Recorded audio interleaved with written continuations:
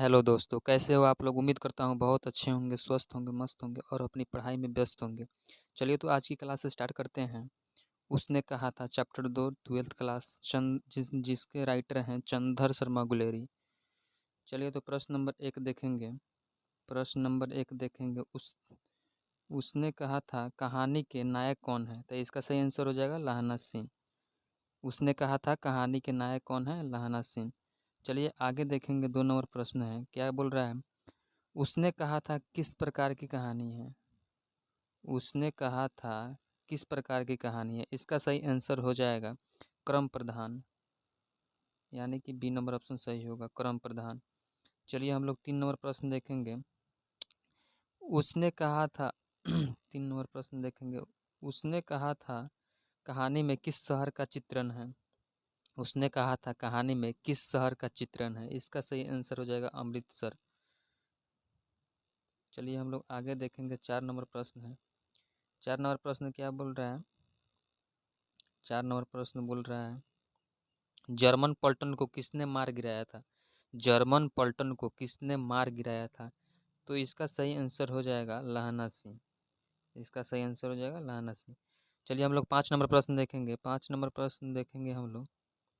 5 number प्रश्न बोल रहा है उसने कहा था किस वर्ष की रचना है? उसने कहा था किस वर्ष की रचना है? इसका सही आंसर हो जाएगा 1915, यानी कि ए नंबर ऑप्शन सही होगा इसका। चलिए हम लोग आगे देखेंगे। आगे देखेंगे हम लोग 6 नंबर प्रश्न। चंद्रधर शर्मा गुलेरी का जन्म कब हुआ था?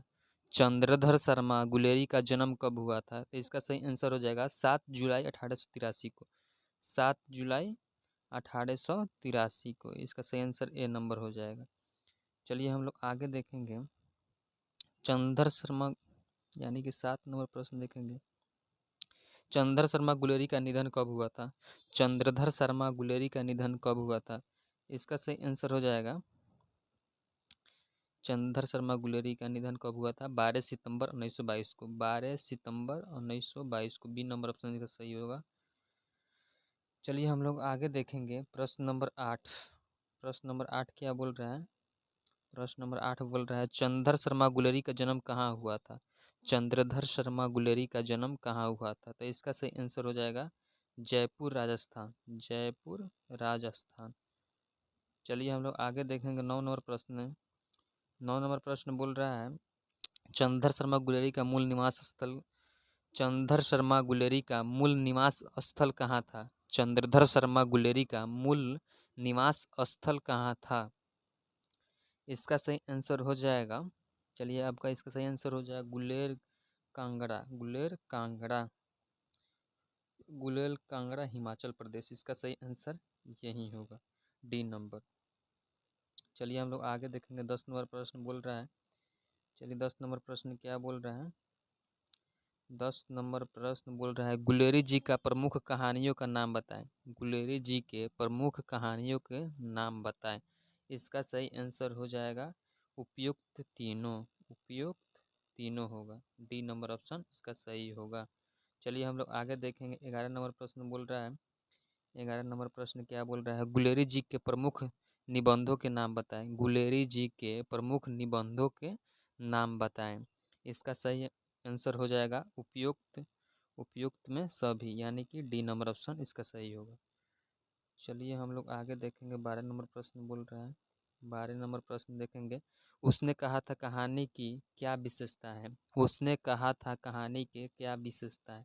इसका सही हो जाए आंसर हो जाएगा उपयुक्त तीनों। उपयुक्त तीनों, यानी कि डी नंबर ऑप्शन सही होगा इसका। चलिए हम लोग 13 नंबर प्रश्न देखेंगे। 13 नंबर प्रश्न बोल रहा है किस पाठ में यह उक्ति आई है? मृत्यु के कुछ समय पहले स्मृति बहुत साफ हो जाती है। किस पाठ में यह उक्ति आई है? मृत्यु के कुछ समय पहले स्मृति बहुत साफ हो जाती है।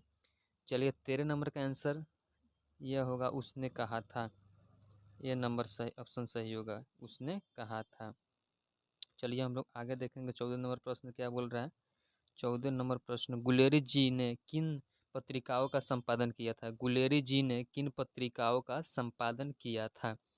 इसका आंसर हो जाएगा समालोचक काशी नगरी प्राचीरनी पत्रिका।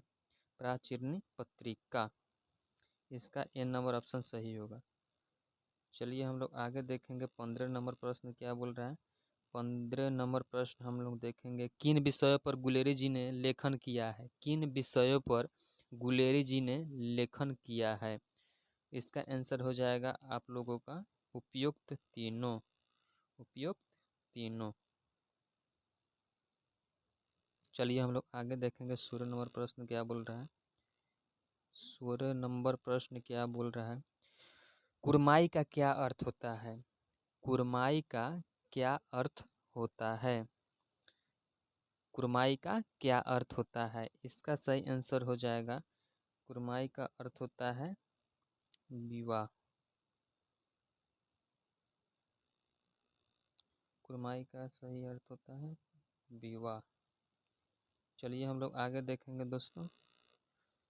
हम लोग आगे देखेंगे 17 नंबर प्रश्न, बिना फेरे घोड़ा बिगड़ता है। चलिए 17 नंबर प्रश्न सुनिएगा गौर से दोस्तों।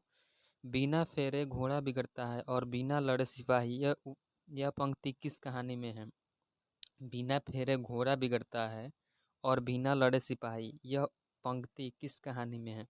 इसका सही आंसर हो जाएगा आपका उसने कहा था, यानी कि डी नंबर ऑप्शन सही होगा, उसने कहा था। चलिए हम लोग आगे देखेंगे 18 नंबर प्रश्न क्या बोल रहा है। 18 नंबर प्रश्न, लाहना सिंह के भतीजे का क्या नाम था। लाहना सिंह के भतीजे का क्या नाम था। किरत सिंह। किरत सिंह होगा इसका, किरत सिंह। लाहना सिंह के भतीजे का क्या नाम था, किरत सिंह। चलिए हम लोग आगे देखेंगे 19 नंबर प्रश्न क्या बोल रहा है, लाहना सिंह कहाँ के रहने वाले थे। लाहना सिंह कहाँ के रहने वाले थे, मांगरे के। मांगरे के, यानी कि ऑप्शन नंबर बी सही होगा, मांगरे के। चलिए दोस्तों, तो आज की क्लास यहीं पर समाप्त करते हैं, फिर मिलते हैं कल एक नए चैप्टर में। आप लोग को वीडियो अच्छा लगी हो तो चैनल को सब्सक्राइब करें और रोज़ ऑब्जेक्टिव, यहाँ से ऑब्जेक्टिव की धूमधार तैयारी करें और अपनी बोर्ड एग्ज़ाम में नंबर अच्छा से अच्छा लाएं। चलिए दोस्तों, तो आज की वीडियो यहीं पे समाप्त करते हैं।